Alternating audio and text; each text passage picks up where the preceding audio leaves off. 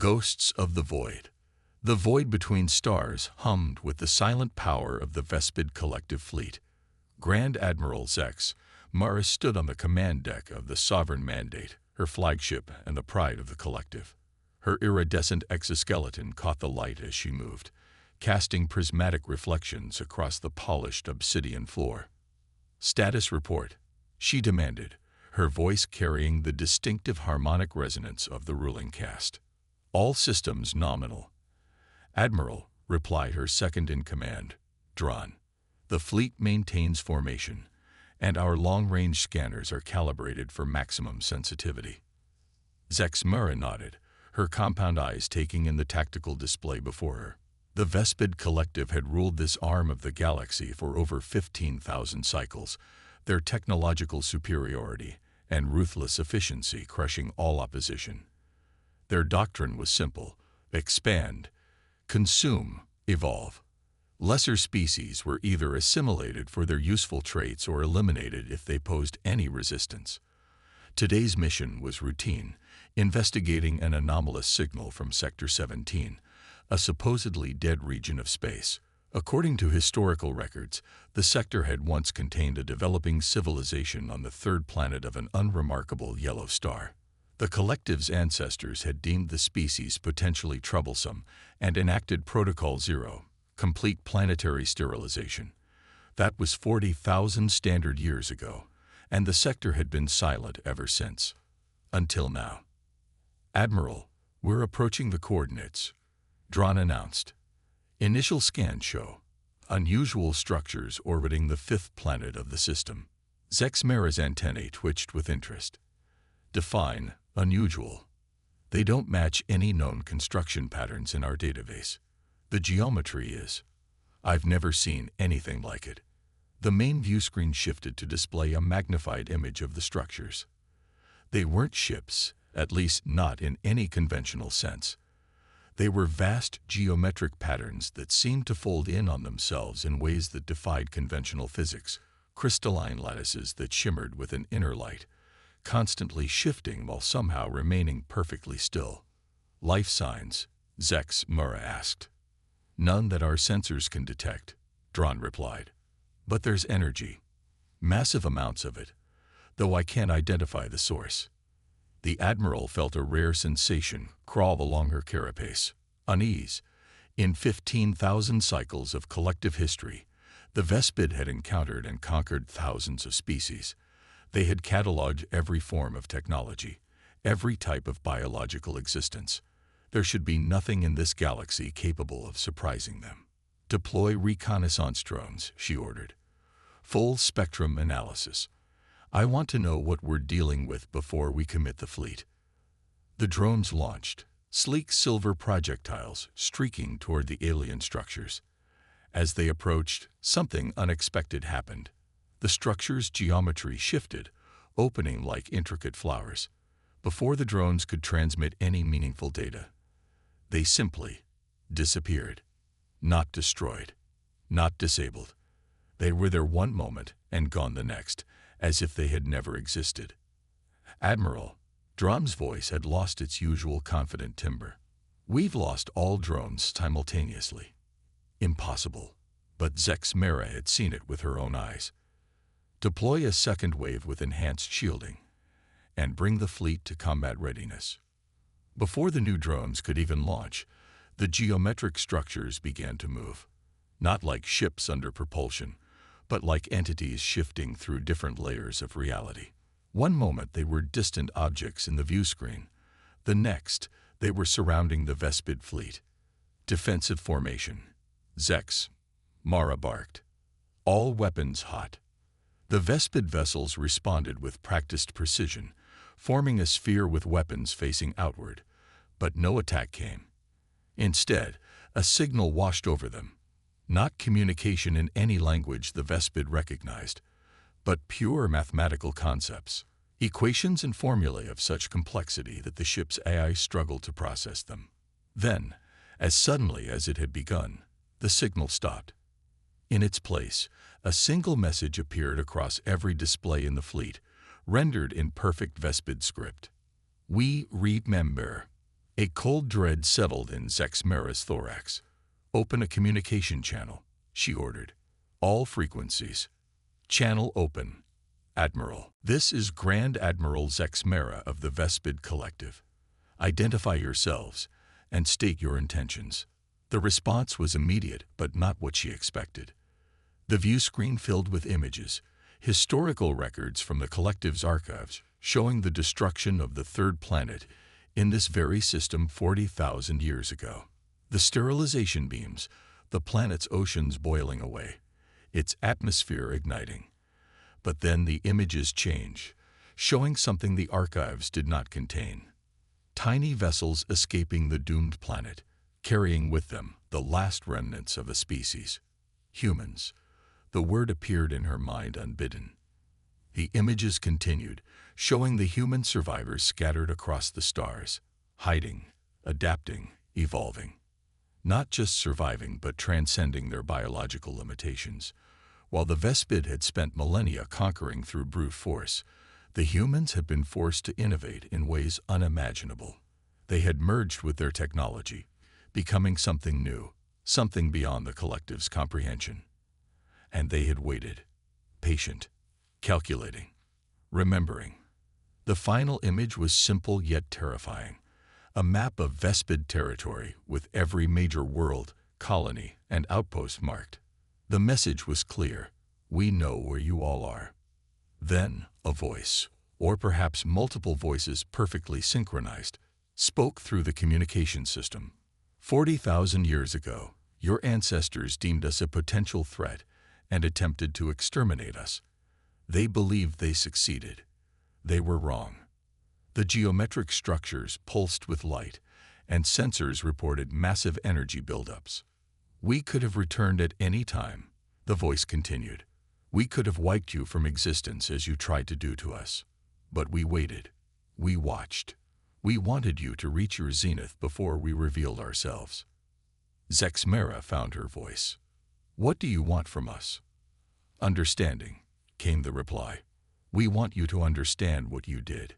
We want you to feel what we felt. The terror, the helplessness." One of the geometric structures approached the nearest Vespid cruiser. There was no weapon discharge, no visible attack. The cruiser simply ceased to exist, its atomic structure dispersed as if it had never been assembled in the first place. Panic erupted across the command deck. Officers frantically reported system failures as the remaining geometric structures began to move toward the fleet. "Wait, Zex," Mara called out. "We are not our ancestors. We can negotiate. Reparations, territory, technology exchange, anything." The voice responded, its tone unchanged. "We don't want anything from you, Admiral. We just want you to do one thing." The geometric structures paused their advance, and a single word appeared across all Vespid systems: "Run." In that moment, Grand Admiral Zexmera, veteran of 100 campaigns and conqueror of a dozen worlds, gave the only order she could. "All vessels, emergency jump. Scatter protocol." Repeat, scatter protocol. As the Vespid fleet frantically engaged their faster-than-light drives, the human structures made no move to stop them. They simply watched as their message spread throughout the Collective. An ancient species, long thought extinct, had returned. And they were no longer prey. They were the apex predators now. Back in Vespid territory, the Sovereign Council convened an emergency session. Reports from the shattered fleet trickled in, each more disturbing than the last. High Counselor Vexthar, his ancient carapace bearing the marks of countless molts, addressed the gathered leaders. "For 15,000 cycles, we have been the undisputed masters of this galaxy. No force has ever challenged our dominion. Until now." The chamber, normally filled with the clicking mandibles of debate, was silent. "The humans were a primitive species when our ancestors found them," Vexthar continued. "Barely capable of interplanetary travel. How could they have become this?" Science Director Ms. Laura stepped forward, her slender form trembling slightly. "Desperation breeds innovation, High Counselor. We forced them into an evolutionary bottleneck. Only their most adaptive, most intelligent, most resourceful individuals survived. And then they had 40,000 years to evolve further, hidden from our sight. "Can we fight them?" asked War Minister Kexidor. Ms. Lara's antennae drooped. "With what? They can unmake matter at a fundamental level. They exist partially outside our dimension. Our most advanced weapons would be useless against them." High Counselor Vexfar's compound eyes reflected the holographic display showing the last images transmitted by the fleet, the geometric structures, and their impossible physics. "Then we shall do as they demand," he declared. "We run. Evacuate all outer colonies. Recall our fleets. Concentrate our forces around our core worlds." As the Council moved to implement these desperate measures, none of them noticed the subtle distortion in the corner of the chamber, a fragment of one of the geometric structures. Observing, recording, judging. The humans weren't just coming. They were already here. Reckoning. The evacuation of the Vespid outer territories was chaos incarnate. Millions of colonists abandoned settlements built over generations, fleeing toward the presumed safety of the core worlds. Naval vessels, once the pride of the collective, now served as refugee transports, their weapon systems barely sufficient to calm the panicked populace. On the bridge of the battlecruiser Inevitable Conquest, now repurposed as an evacuation vessel, Captain Zexbala watched the streams of civilian ships with a mixture of duty and dread. "All ships accounted for, Captain," reported her navigation officer. "Jump coordinates locked for the Nexus system."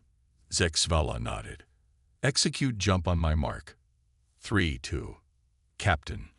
Unknown signature detected. Before she could respond, reality itself seemed to fold around them.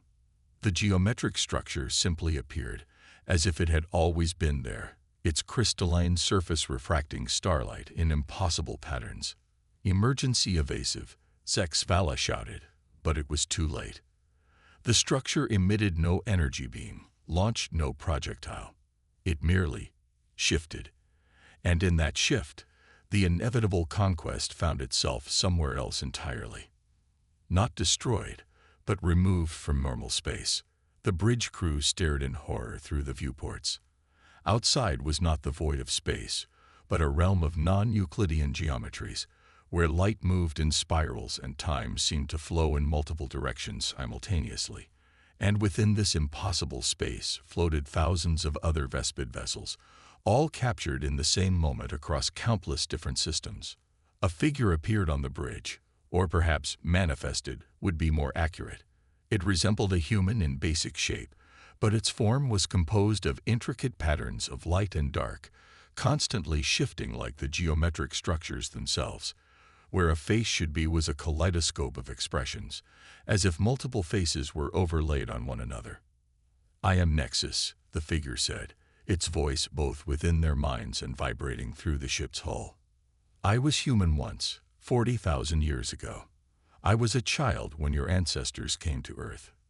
Zexbala found her courage. "We are not responsible for the acts of our ancestors. We are evacuating as demanded. We are running." "Yes," Nexus agreed. "You are. But running is not enough. Not anymore." Across the galaxy, similar scenes played out as the humans revealed the true extent of their power. Their structures didn't need to chase the Vespid. They simply folded space around them, capturing entire fleets in the blink of an eye. On the Vespid homeworld, panic had given way to resignation. High Counselor Vexthar sat alone in the ancestral chamber, waiting. He didn't flinch when a human manifestation appeared before him, this one appearing more solid than Nexus, though still composed of shifting patterns. "I am Genesis," the manifestation said, "the last human born on Earth before its destruction." Vexthar's ancient eyes regarded the being. "Have you come to destroy us as we tried to destroy you?" "If that had been our intention," Genesis replied, "we would have done so already."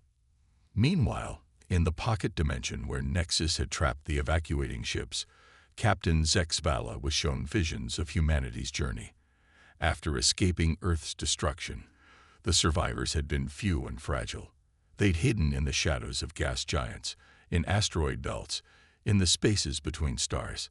They'd developed technologies based on stealth and efficiency rather than power and domination.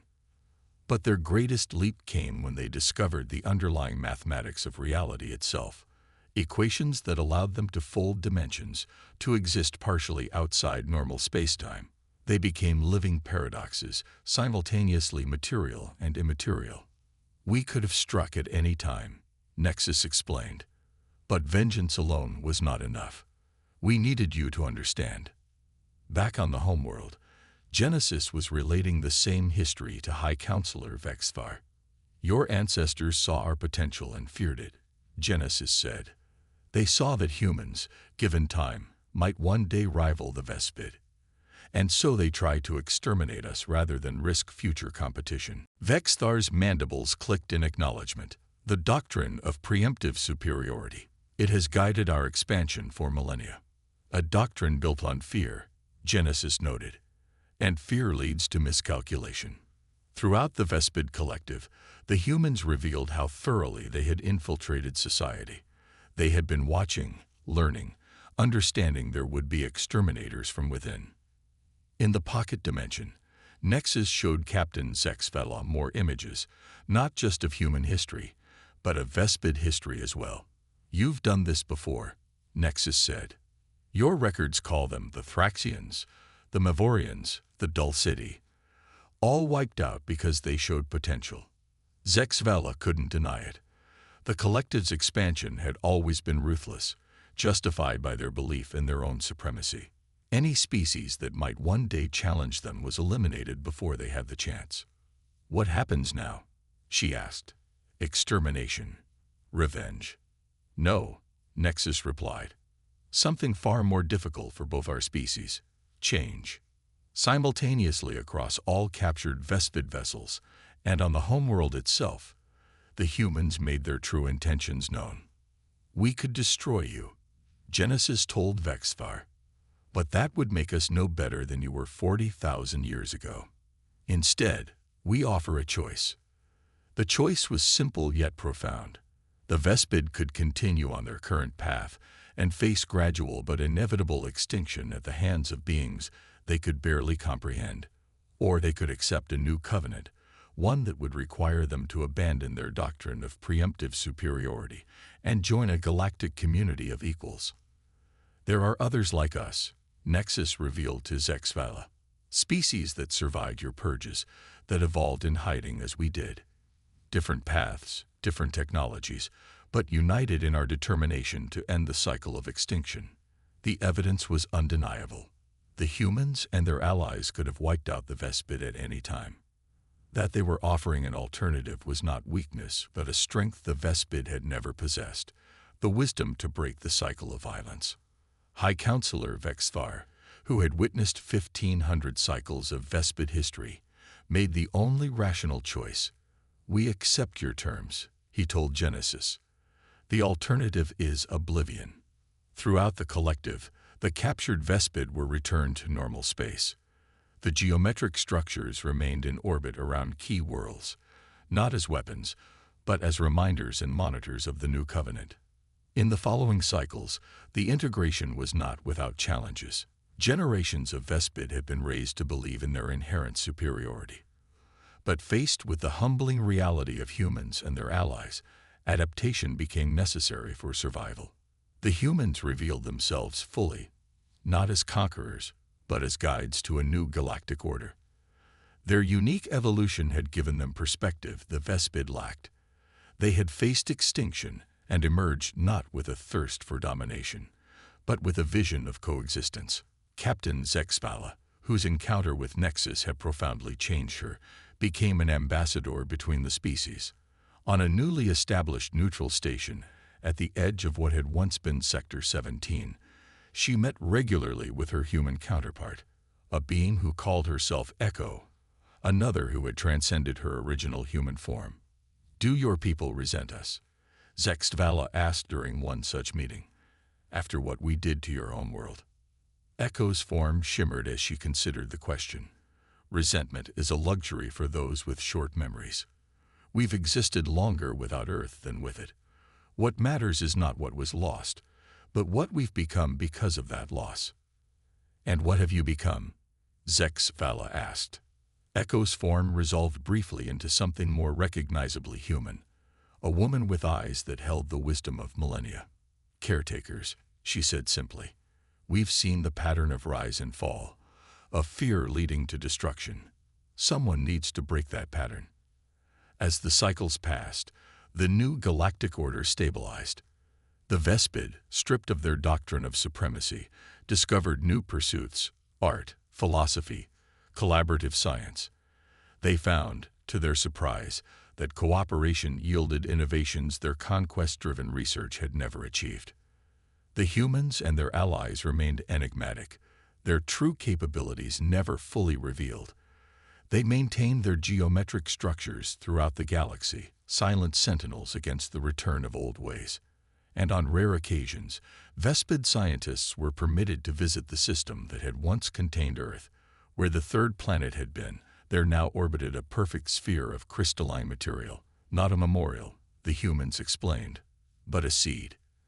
Within it, the complete genetic and cultural record of pre-extinction humanity was preserved, waiting for the day when they would decide if their original form should walk the galaxy once more. Will you ever go back? Zex Vala asked Echo during their final meeting before the captain's retirement. Return to being what you were. Echo's form rippled with what might have been amusement. We are what we needed to become, she replied. But perhaps someday when the galaxy truly understands the lesson we've learned, we might remember what it was to be simply human again. When Zex Vala returned to the Vespid homeworld, she found a society transformed. The next generation was growing up without the indoctrination of inherent superiority. They looked to the stars not with conquest in mind, but with curiosity. And when young Vespid asked about the strange geometric structures that occasionally appeared in their skies, they were told the truth. They are reminders of a promise we made, and of the second chance we were given when we deserved none. For in the end, the humans' greatest revenge wasn't destruction. It was teaching their would-be exterminators a better way to exist. Not through fear, but through understanding. Not through dominance, but through balance. They had told the Vespid to run, but in truth, they had given them somewhere better to go.